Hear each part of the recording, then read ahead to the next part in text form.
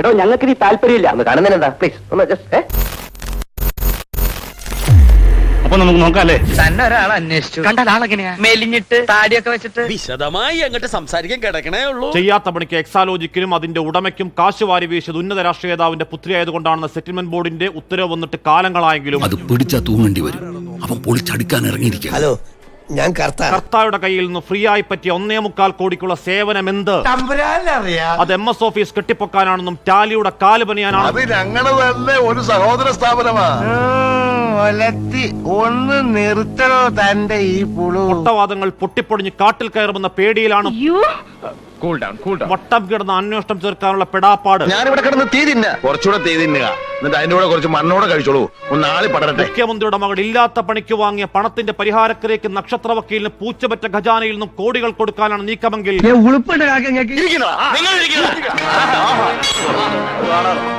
CPM സർക്കാരെ അത് കേരളത്തെ വെല്ലുവിളിക്കലാണ്. ജനത്തിന്റെ മുഖത്തേക്ക് കാർക്കിച്ചു തുപ്പലാണ്. ഇപ്പോൾ എന്തായി? പള്ളർത്തി കിട്ടിയപ്പോ മതിയായില്ലേ? പ്രാവശ്യം അന്റെ വക്കാലത്ത് പിടിക്കാൻ പാർട്ടിയെ കിട്ടൂല. ഒരു 6 ഇഞ്ച് നീങ്ങി ഒരു ചുവന്ന സ്വിച്ച് കാണുന്നുണ്ടോ? കാണുന്നുണ്ട്. ഈ സ്വിച്ചിന്റെ കാര്യമാണ്. ചുവന്ന സ്വിച്ച് അമർത്തി.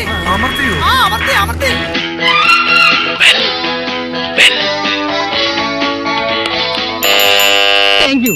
ഈ ഉപകാരം മറന്നാലും ഞാൻ മരിക്കില്ല. ഇതൊക്കെ എന്ത് ഉപകാരം. അപ്പോ നാളെ നേരത്തെ തന്നെ ഇങ്ങോട്ട് എത്തണം കേട്ടോ. ശരി.